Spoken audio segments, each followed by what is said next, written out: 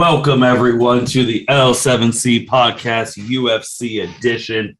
Today, we're going to be talking about UFC 276 that just concluded this past Saturday. We have our fight MMA expert with us, Mr. Chuck Marlowe. How are you doing today, sir? I'm doing fantastic. It's an excellent July 4th Monday. How are you guys doing today? I think everyone's doing good, man. I think everyone's waiting to hear your reactions to the fights that just happened. I know we've previewed this card. We talked about this card being big. And, man, we just want you to go and tell us what went down for the people who didn't get to see the show or the people who want that expert insight from you. All right. Yeah, we can get into this.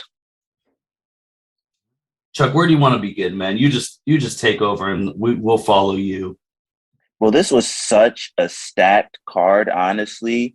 We can start, even from the early prelims all the way up to the main card, they were stacked with great fighters. I mean, if you have Uriah Hall on a early prelim card and Jessica I and Maycee Barber and all these other names on an early prelim, that shows you that this was just a really stacked card.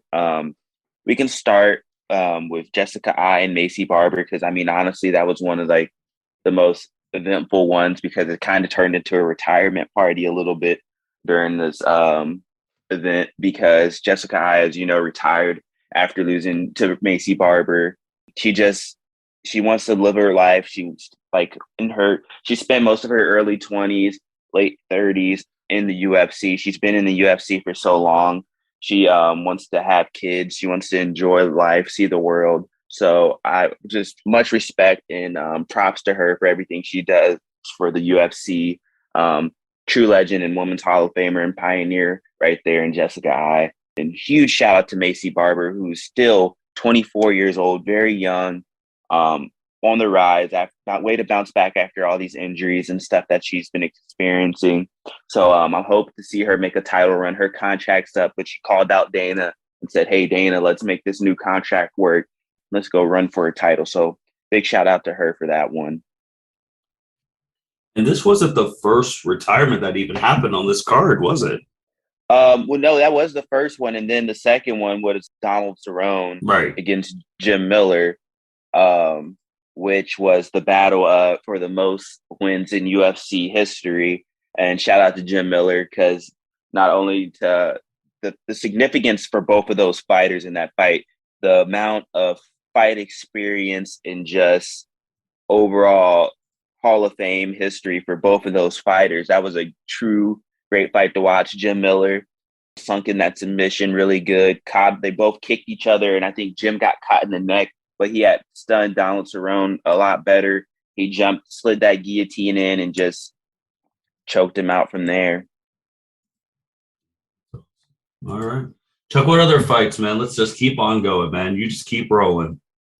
One that kind of surprised me was Uriah Hall versus Andre Muniz. I know Muniz is pretty good, but to beat Uriah Hall in the fashion that he did, Uriah Hall looked a little bit fatigued and sluggish. I know he's still up there. He's not super up there in age, but he's kind of up there in age still.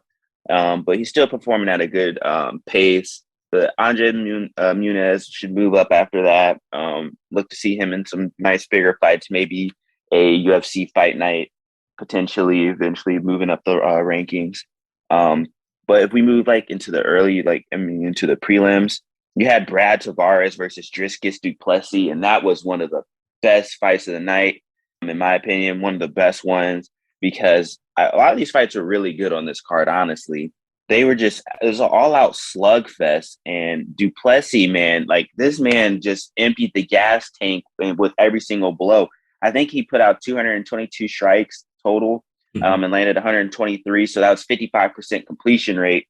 And he was just out there tagging him. He was just completing combos and sets and just emptying the gas tank. The man was fighting tired and just keep going. It was really good to see. Tavares has hell of a fucking chin on him. I mean, man was taking shots straight on the chin. Most fighters would have been knocked out on the ground, taking hits like that, but he was just sitting there continuing to push and keeping the fight going and landing some own strikes of his own.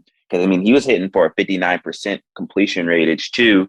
but Du Plessis just had higher output because he just kept going and going and emptying that gas tank. So I look forward to seeing him fight some more. Called that one. Ian Garry versus Gabriel Green, great fight. Ian Garry just emptied tank too as well. Just put on a great striking performance. Look out for that kid coming out of Ireland to just keep making a name for himself and try and do something similar to someone else who came out of Ireland and out of that country. And then that was it for the. Was there one more on the preliminary card? Which the preliminary card was also on ESPN ABC, right? Correct. It was on ESPN or ABC. Anyone could have watched that one. Just turn channel to channel 6, I think, for ABC. Yep. And just log in. The other one, I mean, I want to also get into Donald Cerrone because I kind of slipped over his retirement. Huge shout out to him, legend in the game of the UFC. Just can't wait to see him get inducted to the Hall of Fame. That's going to be a true Hall of Famer. I mean, over like 40 fights in the UFC. No, actually, no. He has only like 30 fights in the UFC, but like a lot of wins. I think 23. Then Jim Miller has 24 now, which is the most, plus over 40 fights in the UFC. So just two legends again. Can't wait to see. Really happy for Donald Cerrone to get to spend time with his family now. He just doesn't love it anymore, like he said. Just a lot that goes into it and to the fighting game. And I mean, he had a rough couple past years pretty much because a lot of fights got canceled for him, sickness and everything else. And it just made it a lot harder for him. So I'm just glad he gets to ride off into the sunset with his family, true cowboy style. And then moving on to the next prelim one with Brad Riddell and Jalin Turner. Jalin Turner, like I said, is just a freak of nature at that 155 division. I mean, weight class. Being 6'4", 6'3", as long and lanky as he is, there's no fighters that can get within his reach without getting tagged. And he just tagged Brad Riddell and then slipped that. I think he had put in it was either a gi or either slipped in rear naked choke. I can't remember off the top of my head, but he slipped that in there and he just. It was out. It was because his arms are so long and lanky. As soon as he has slipped it in there, he was done for. So huge shout out to Tarantula Jalin Turner. I look forward to seeing him move up in that 155 division. Start putting a ranking maybe next to his name eventually. Okay. And then do you see him, like, where do you see him by this time next year? This time next year, when you look at the 155 division, there's not really, I mean, there's a lot of people in that division, but I see there's a lot of room for him to just make a lot of noise now. So I see them maybe just potentially giving him, they're going to give him a ranked fighter next. They're going to give him someone within that 155 division, and they're going to give him someone that's going to challenge him a little bit more. But I see him completing that challenge with no problem and moving up in that 155. With someone who has length like that at a division like that, you can make a name. Like, look at the lengthy fighters who made names for themselves: John Jones, Adesanya, like fighters like those who you can't really get in reach of them without getting tagged. So look forward to seeing him move up. Okay. And then you go from that, and then we go right into the main card, and the first was Pedro versus Sean. Talk about that, because that ended in a no contest. Yeah, it was a very uneventful fight for something that got hyped up so much because, you know, Sean O'Malley, Sugar Show in Las Vegas, sold out arena, 20,000 fans, packed out stadium. And that's the type of thing that everyone was talking about. He loves the show. He loves the crowd. He loves this. And he loves to put on a show for everyone. The first round started off pretty slow. It's more of a filling out pace. Say Sean pretty much kind of got it because he slowed down Munoz. And he was just really kind of tagging away, keeping Munoz at distance. And Munoz really couldn't get a game plan working. Get into the second round. Unintentional eye poke happens. Munoz had a scratched cornea, which was later released. So, I mean, the fight couldn't go on. He couldn't see. I understand it. it's a shame the things that happen like that with fights. I know a lot of people are calling for disqualification and stuff. It was unintentional. I mean, in the heat of a moment in a fight, sometimes your hands, your fingers get extended. It's just a self-defense mechanism. I mean, no one's gonna ever want to get punched. So like sometimes it's just an accidental thing that happens in this game. So shout out to, I think it was Herb Dean, I think was the ref on that one. So just wait, or I don't think it actually was. Take that back. Shout out to the referee for just understanding it was unintentional. It wasn't anything malicious and just ending the fight. It was uneventful that it happened that way, but they'll probably end up setting something up and scheduling a fight for those two again, since there was so much smack talk behind that fight. That's what I was going to ask. Is there going to be a rematch then? Yeah, there'll probably be a rematch set up by Dana because those two still have some unsettled business. I don't like kind of how Muniz was like, oh, he did it back to back. Like, I think he was kind of reaching for a disqualification, which I don't like because I think that's just a pussy way to just cop out and just be like, oh, well, he poked me in my eye. He just gets disqualified and I win. Like, nah, I don't like when I hear stuff like that. Just let the doctors look at it and let everyone look at the replay maybe and see if it seemed like it was intentional or not. And then we move on. Next match, you had Bryan versus Robbie Lawler. What happened in that one? So, like I called it, second round knockout by Bryan Barberena. That was a hell of a fight. Hey, I apologize because I said earlier on the other podcast, Robbie Lawler's kind of old man, a little bit washed, but that is one of the best performances I've seen out of Robbie Lawler in a minute because he was beating Bryan until that second round, until he started catching them and knocking them out. Because, I mean, if you look at the striking output, Lawler was landed 81 of 141, which it doesn't seem that much compared to Bryan's 148 for 317. Mm-hmm. But the strike significance and the amount of damage it was doing to Barberena was so much more significant. Robbie Lawler's a heavy, striker, his hands are heavy, so his punches are going to land harder and you're going to get more significant reactions from him compared to Bryan, who's more point striker and he's just going to keep tagging you, hitting you with little things here and there and pointing you up. But at the end, near that second round, he just started letting his hands go and he just started letting those strikes connect, and Robbie Lawler just couldn't take any more strikes and he just was done for it. It was a hell of a fight. It was a hell of a way to go out for Robbie Lawler getting knocked out like that. So it was one of a classic Robbie Lawler fight. Really good fight to watch. Nice and bloody and just everyone just getting after it, striking, standing in a telephone booth, throwing hands. So where does he go from here? Because like you said, he's getting older. Is he on the verge of now retiring? Robbie Lawler is probably getting close to there, but with performances like that, and when you see someone who can still fight and still put fights into contention, you don't want him to retire because you can see that he's still doing good things. He's still letting his hands go. He still has skill to be in the UFC. So you don't say he's washed. So if you see fighters getting beat up constantly and they're just losing badly, that's when you really want them to retire. He's not getting beat that badly and he's not washed yet. So I say he still has a few more fights in him in his career. I think he still wants to chase some gold. I think he might want to chase some records too. So I don't see him retiring anytime soon. And like you said, they actually got the fight of the night, which the following fighters get $50,000 bonuses during when those get those awards. And they were the fight of the night. So then you go up, and this is a person who a lot of people are starting to talk about now, man.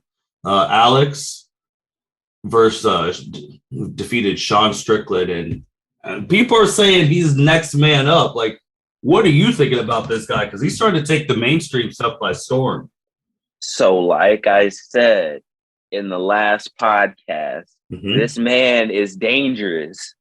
I sat back because after that fight, I really have to sit back and analyze this guy because there's so much hype, but the hype around him is warranted. So Michael Chandler, when he came into the UFC, he was a past Bellator champion. He was 30 something years. I think it's 33 years old. he already had a successful career in another promotion. He's already a legend technically in another promotion. That's why he came into the UFC with so much hype and already got an immediate title shot almost after 2 fights. But as you see, it didn't work out for him because he still doesn't have a complete package. He wasn't well put together and he wasn't well versed and ready for the UFC the way he thought he was because he was in Bellator. But this man, Alex Pereira, is a kickboxing Muay Thai legend. Like, this man will be a legend. His name will be spoken about for years in the kickboxing Muay Thai underground realm. They're going to talk about him forever. This man has knocked Israel out. He's knocked out so many people with the left hook. Like, everyone called it, the fighters, the announcers, the commentators, everyone's been just talking about his left hook and how dangerous it is. And every fighter understands, see, this man's going to come with a left hook, but they can't stop it. Like, he hit Sean Strickland with a left hook right on the money and just knocked this man out. Like, it was nothing. Like, his striking is so amazing. Like, you can't stand in front of this man the way fighters are trying to. You can't stand up with him. And I think the hype is warranted around his name. The man really has a great name for himself. He's continued to make a great name for himself. He has a resume that speaks for itself of the amount of fighters he's knocked out, and the passion that he's knocked fighters out. Every fighter that I've seen him knock out, it's been in a ridiculous form, and I've seen them just stunned and wobbled and just in disbelief because this man left hooks, it comes from down low, and he just hits you so hard.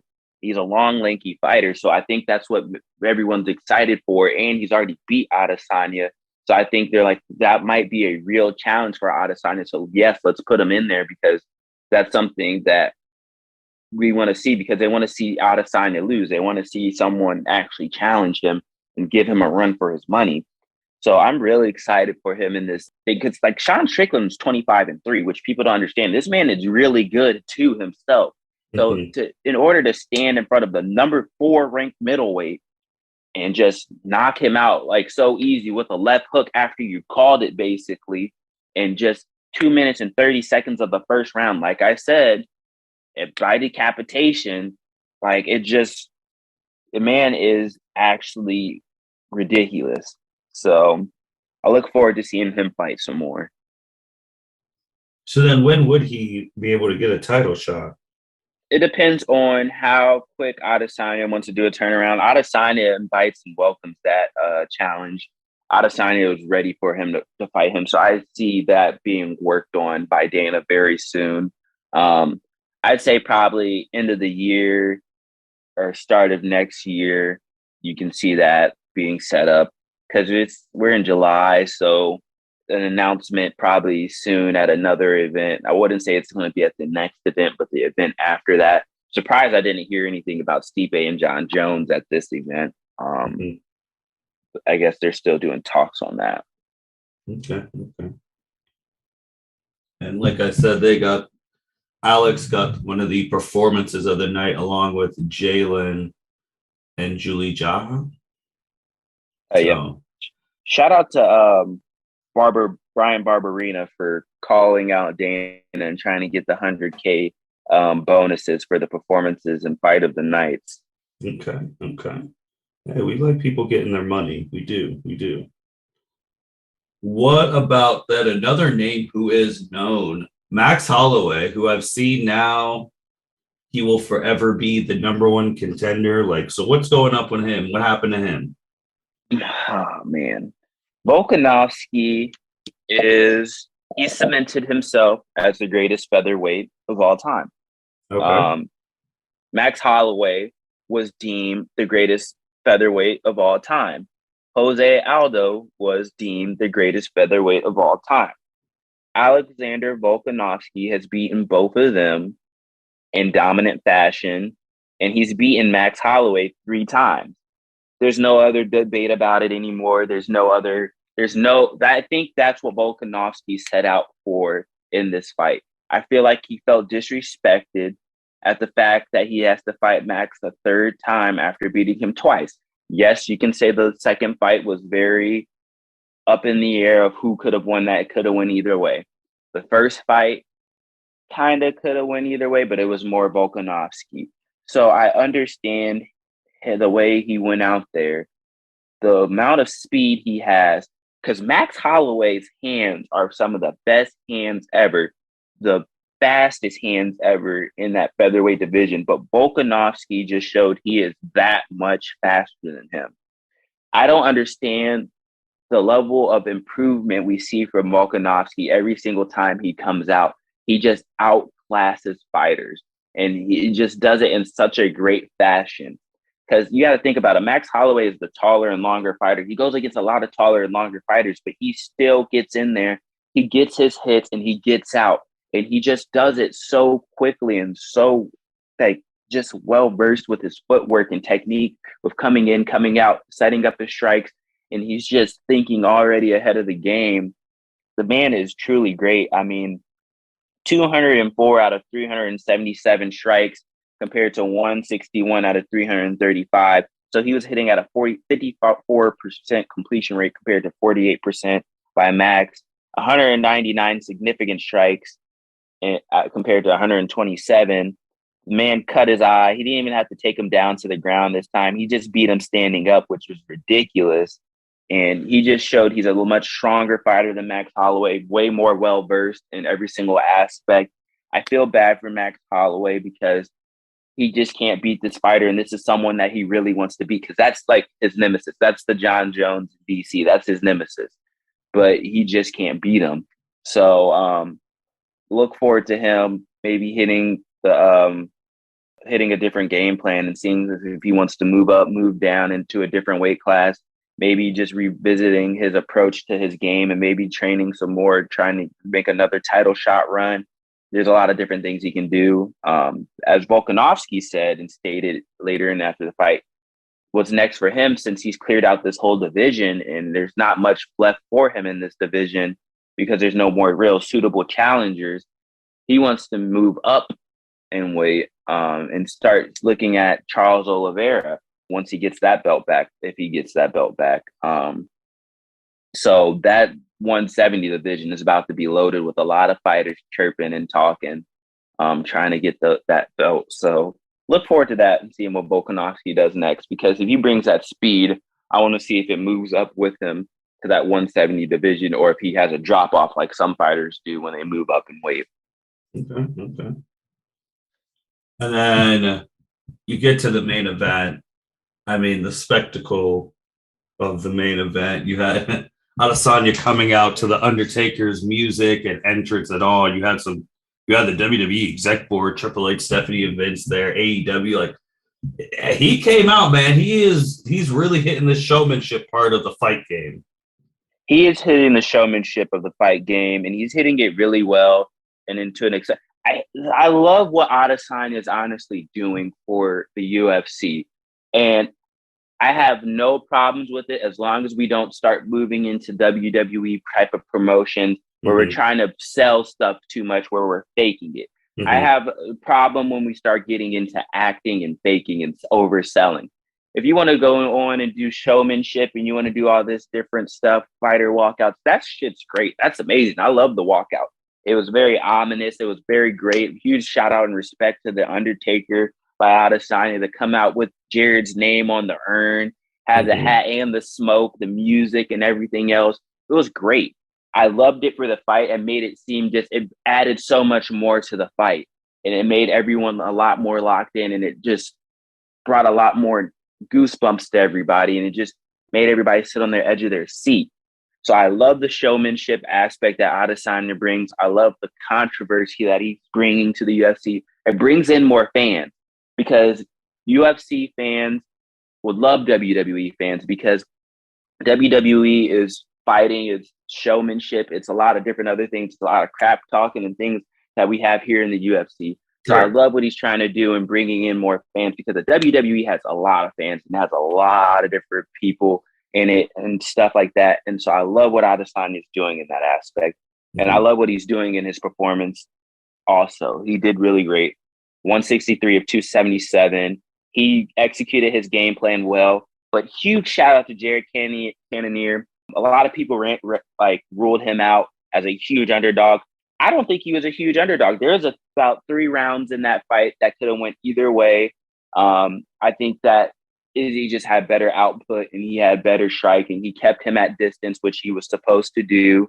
Cannonier did good job of getting in there, getting out, grappling with him, getting him up against the cage, trying to get some things working for him. The only thing I think he should have did was actually try and get some takedowns, because if he could have got some takedowns and used his strength and try to get Adesanya on the ground, I think he would have been, maybe he could have won and he could have had a lot of better things going for him. But Adesanya is actually a lot more difficult to take down than people think.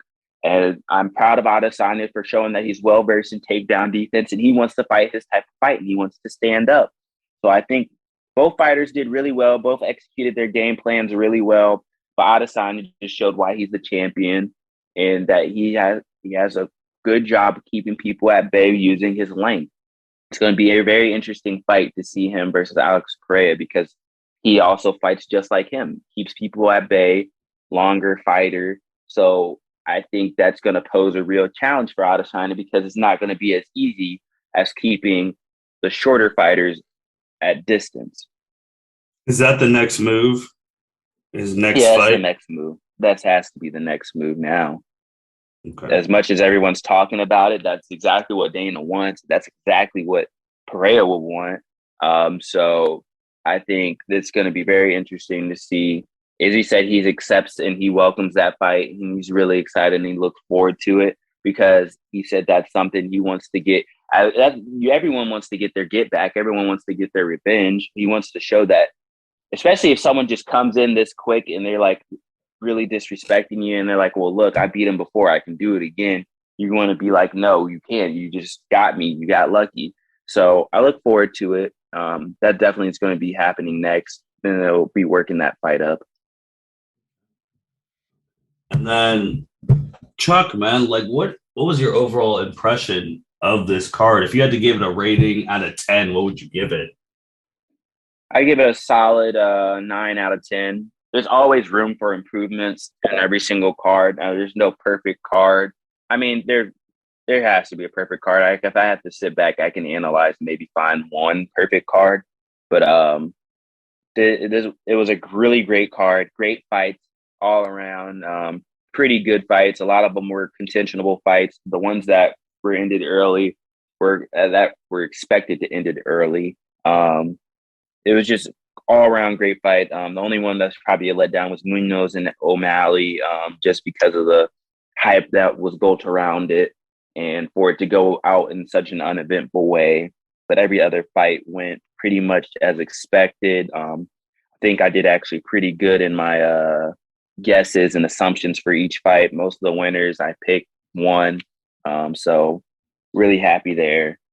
So if you're gambling, maybe pay attention to some of the ones I'm saying, because could have won some good money. Also do want to shout out Khabib and Cormier, as they both went into the UFC Hall of Fame this weekend as well. Correct. Yes. Huge shout out to 2 pioneers and GOATs of my era. I got to watch both of those fighters from their entrance to their exits of the UFC. 2 fighters as DC was the rival, I always hated DC because I was a huge John Jones fan. As I got older, I understood that DC is more of the hero than the villain. But I love and respect DC. Great all-around wrestler in his prior career to the UFC, double weight champion, just an exceptional character of a man. But same goes for Khabib. Exceptional character of a man, exceptional fighter at that division in the 170, to hold that belt and hold it the way he did and beat all the fighters in a dominant fashion the way that he has. One of the all-time greats. Top 5 for sure. You're going to put him on a Mount Rushmore. You definitely put him in the Mount Rushmore for a pound-for-pound fighter. Mm-hmm. Top 4 for sure. He's just great character of a man. Sad that his dad didn't get to be there to share that experience with him. But just love Khabib, his character, his fighting, his showmanship, and his skill, and his just all-around greatness to the game. So what's next for UFC? Like, what is their next big event happening? Go ahead. So I think there's a few fight nights coming up soon. You have Dos Anjos versus Fiziev. I think that's July 9th, so next Saturday. So I think every Saturday up until July 30th, we have a UFC event. So it's Dos Anjos versus Fiziev, July 9th. July 16th, you have Brian Ortega returning to the ring after losing to Volkanovski to go against Jair, I think, Rodriguez. You have Curtis Blades and Aspinall fighting on the 23rd. And then UFC 277 is your next biggest event, which would be Juliana Pena versus Amanda Nunes. So that rematch will be taking off in Dallas, Texas, Saturday, July 30th, 10 p.m., American Airlines Center. Look forward to that rematch. That's a big fight. Pena is the first person to beat Amanda Nunes, so that's going to be a very big fight. Then you have Brandon Moreno versus Kai Kara France for the interim flyweight title bout. Kai Kara France, really love him as a fighter. Got to see him when he was here in Columbus. I just love his showmanship and his love for the crowd, but I also love Moreno. So I honestly don't know who I want to win that fight because I love both of those fighters very much. It's a very stacked card because you got Derek Lewis versus Sergey Pavlovich. So number 11 versus number 5. You have a lot of fights on that card when you start to look at it and break it down. So I look very forward to reviewing that card and making some guesses next podcast. And with that being said, thank you everyone for listening to the L7C podcast. Again, make sure during big UFC fights, you're following Chuck on Twitter. He tweets during every fight, gives his analysis there. So definitely check him out. Again, I know if I'm watching something like this past weekend was Money in the Bank, so I was watching that and then watching UFC. And if I miss something, I just go on Chuck's Twitter and I'm caught right back up in UFC. He does a real good job on those tweets. Make sure you like, rate, comment, subscribe wherever you listen to. And again, take care. Thank you for listening to this episode of the L7C podcast. Be sure to like, rate, review, and subscribe to the channel. Follow us on all social media platforms, and we'll be talking to you guys soon. Take care.